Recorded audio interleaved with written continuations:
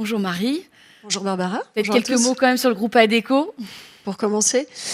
Donc le groupe Adecco en France, c'est 15 000 collaborateurs, c'est 400 000 personnes qu'on met à l'emploi chaque année.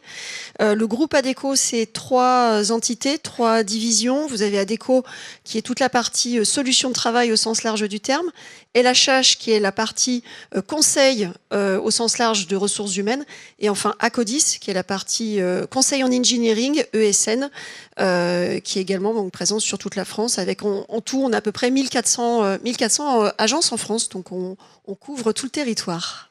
Voilà. Alors on l'a vu depuis ce matin, l'IA, on l'a beaucoup abordé sous le prisme technologique. Qu'en est-il quand même aussi de la nécessité de l'intégrer de façon humaine, organisationnelle ? Ouais. Alors déjà, merci beaucoup d'inviter les ressources humaines à la table de la technologie. Je pense que c'est de plus en plus le cas. La différence, si on regarde ce qui était fait de façon un peu plus historique avec les changements, les mises en place IT, c'est que c'était assez top-down et qu'il y avait une volonté qui était donnée au niveau en général d'un groupe. C'était un changement ERP, ça peut être un changement au sens large du terme de système qui était mis en place. Là, c'est une approche qui est quand même radicalement différente et donc qui nécessite à ce que nous, on ait aussi une approche différente. Ce que j'entends par là, c'est que nos collaborateurs, nos organisations n'attendent pas quelque chose qui arrive d'en haut, mais ils sont aussi en capacité maintenant de développer quelque chose par eux-mêmes. Ils attendent un certain nombre de changements de notre part, et donc ça veut dire que ça nous demande, ça impose de notre part à ce qu'on change notre façon d'approcher ce changement technologique. Ça veut dire être capable d'avoir une stratégie, d'avoir une culture, mais également savoir répondre aux attentes des collaborateurs, et elles sont fortes sur ce sujet de l'IA, savoir à quelle vitesse aller. Et puis avant tout, ça veut dire quoi ? Ça veut dire renforcer, je pense, le partenariat entre IT, CIO et DRH. Historiquement, on a parlé depuis très longtemps du partenariat finance-RH. Je pense que maintenant, c'est plus un trio avec également nos partenaires CIO avec qui on travaille main dans la main sur ces sujets-là actuellement. Alors justement, comment est-ce qu'on crée une culture commune ? Alors, on crée une culture commune. Déjà, il n'y a pas un aspect, je pense que c'est vraiment c'est mettre en place un certain nombre d'ingrédients qui, de façon complémentaire, vont venir travailler sur cette culture IA. Déjà, je pense que c'est important de prendre conscience qu'il y a besoin d'une culture IA. Et c'est pas juste quelque chose que l'on doit imposer, parce que ça marchera pas. C'est mettre en place des mécanismes qui vont permettre à ce que ça devienne une envie chez les gens de travailler sur l'IA et non pas quelque chose d'imposé. Alors nous, dans le groupe, on a bien entendu, un peu comme tout le monde, mis en place des formations. On a commencé en 2024, c'est à peu près 1400 managers qui ont été formés à l'IA. On a eu des formations également en 2025. Je crois qu'on a plus de 2000 heures de formation qui sont disponibles sur nos plateformes. De la formation à tout niveau, mais pas que. L'objectif, c'est vraiment de trouver j'allais dire n'importe quelle opportunité pour parler IA, pour que ce soit quelque chose qui soit du langage courant pour nos collaborateurs. Si je prends l'exemple des ressources humaines, alors moi j'ai un peu cassé la tête à toutes mes équipes sur l'année 2025, c'est-à-dire allez-y, faites des petites expérimentations, prenez les opportunités que vous avez, essayez les outils qu'on a mis à vos dispositions. Nous, on est plutôt sur Copilot. On a fait un hackathon avec l'équipe RH sur cette année 2025. L'objectif, c'était vraiment que tout le monde puisse expérimenter ce que c'est que l'IA, ce que ça peut leur apporter. Et alors, moi, j'ai eu la bonne surprise en fin d'année de découvrir, fin 2025, qu'il y avait 80% des équipes RH qui, d'elles-mêmes, avaient suivi des parcours de formation. Une fois de plus, j'ai pas, si ce n'est qu'en parler et multiplier les intérêts et les interactions, on n'a pas forcé qui que ce soit sur ce sujet-là. Donc pour moi, avant tout, c'est un peu comme le disait, je crois que c'était Saint-Exupéry qui disait « Si vous voulez construire un bateau, ne rassemblez pas vos hommes et vos femmes pour leur dire ce qu'ils doivent faire, mais chantez-leur l'appel de la mer et l'appel du lointain. » Donc c'est exactement ça, c'est de développer chez les gens cette passion, cette envie d'aller découvrir et d'aller gratter tout ce sujet de l'IA. Un équilibre quand même à trouver entre donner envie, mais aussi quand même sécuriser. On a parlé beaucoup de gouvernance. On ne peut pas non plus laisser tout faire n'importe comment. Non, et ça, je pense que c'est également important. Et c'est pas une balance qui est facile à trouver, parce que dire aux gens, bah, allez-y, mais en fait, non, vous pouvez pas non plus faire tout et n'importe quoi, c'est pas simple. C'est pour ça que je pense que d'avoir un cadre clair dans l'organisation, c'est important. Au sein du groupe ADECO, ce qu'on a fait, c'est qu'on a mis en place un comité IA qui rassemble différentes fonctions, bien entendu l'IT, le juridique, RH, également la partie RSE, de façon à ce qu'ensemble, on regarde comment est-ce qu'on avance concrètement sur ce sujet de façon ordonnée, que ce soit également clair pour les uns et les autres en interne, ce qu'on a le droit de faire, ce qu'on n'a pas le droit de faire, également ce qui est devant nous, de façon à ce que les gens aient de la visibilité sur ce qui est en perspective dans les mois et dans les années à venir. Oui, hyper important aussi, c'est parce qu'on l'a vu, ça va vite, donc de donner de la perspective, de ne pas dire bah, aujourd'hui c'est comme ça, mais demain ça sera sûrement autrement, dans le bon sens du terme. C'est ça, et également, alors il y a quelque chose, je pense, qui est particulièrement compliqué avec le sujet de l'IA. En général, dans des projets IT, vous avez un début, vous avez une fin. Donc les gens se disent, bon, on va mettre en place un nouvel ERP, je vous donne un exemple. Bon, bah voilà, on avait le RPA, on passe à l'ERPB, il y a une phase d'implémentation et après ça va s'arrêter. Là, c'est complètement différent. On est en run tout le temps. Et on est en run tout le temps. Et là, ce qu'on est en train de dire aux gens concrètement, c'est si vous imaginez que vendredi, dans une semaine, on va vous dire, bah, vous savez, maintenant tout est implémenté, on va s'arrêter pendant 2 ans, ça va être fixe, ça ne va pas arriver en fait.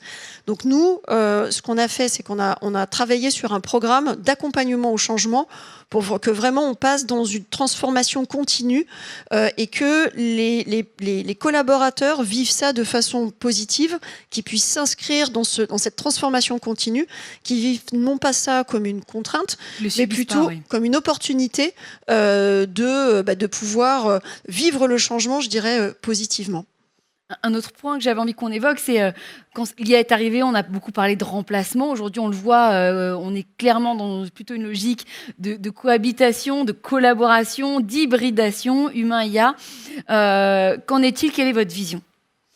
Alors, au niveau du groupe, enfin pour nous, le sujet est assez clair.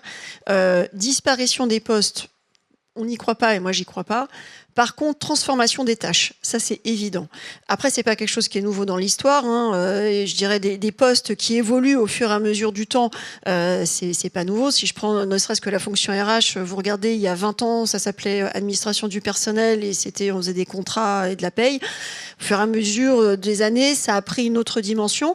Et nous, c'est également le message qu'on veut faire passer, c'est de dire on aura toujours besoin de recruteurs, on aura toujours besoin de commerciaux, on aura toujours besoin de ces fonctions-là. Mais par contre, les tâches qu'on met derrière, la valeur ajoutée va être complètement différente.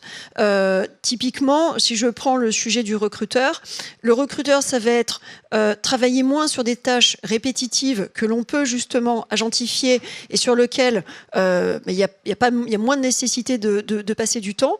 Mais à l'inverse, je passe plus de temps de qualité avec mes consultants, je passe plus de temps avec mes clients, je passe plus de temps avec mes candidats, je comprends mieux le besoin, je comprends mieux les compétences qui sont en face de moi.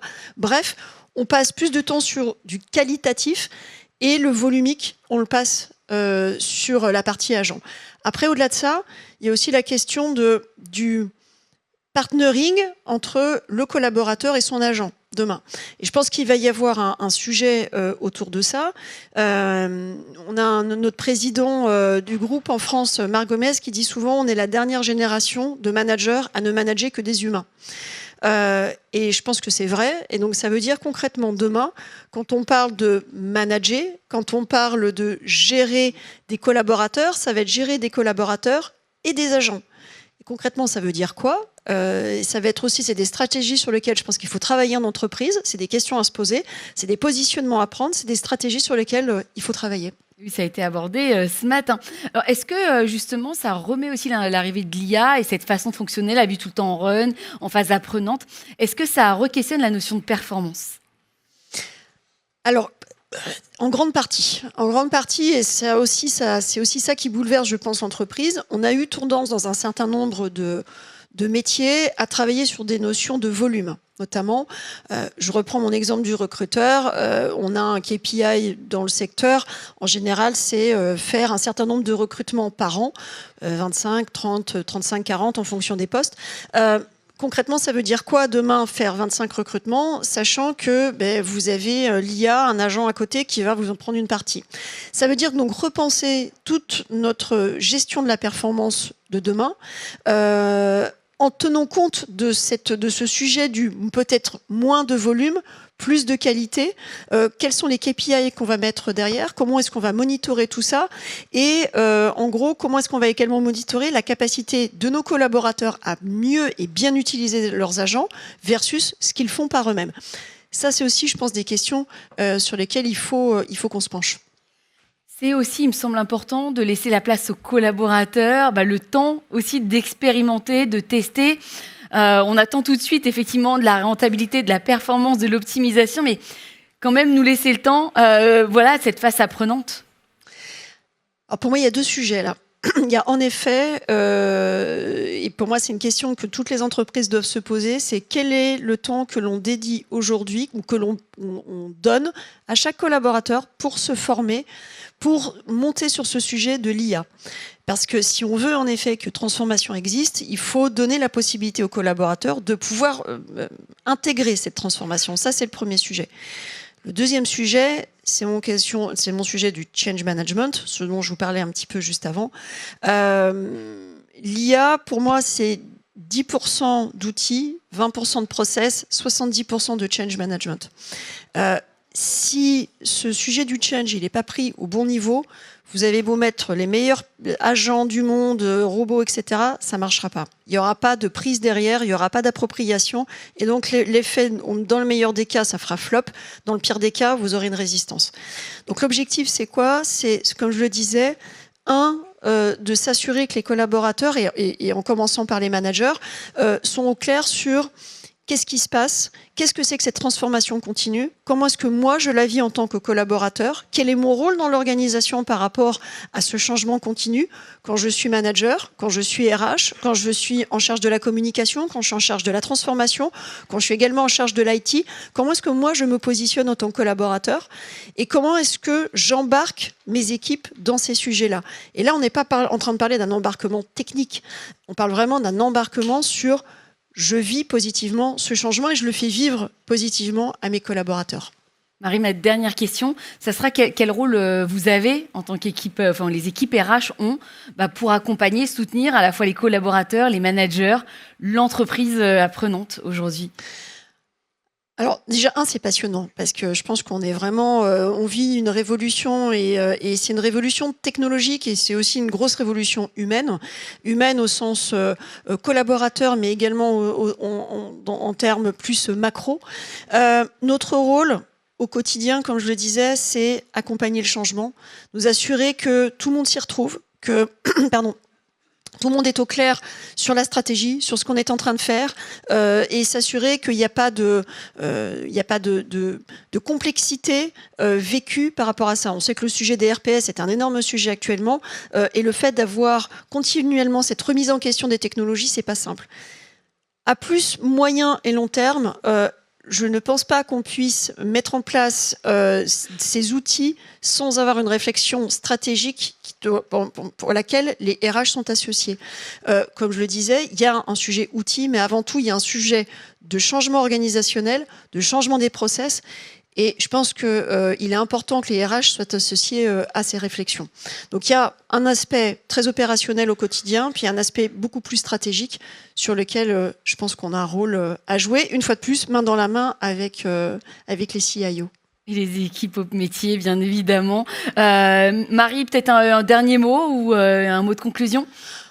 Peut-être un petit conseil, ou en tout cas, pour moi, le prisme, il est autour de 3 sujets. Le premier, la data.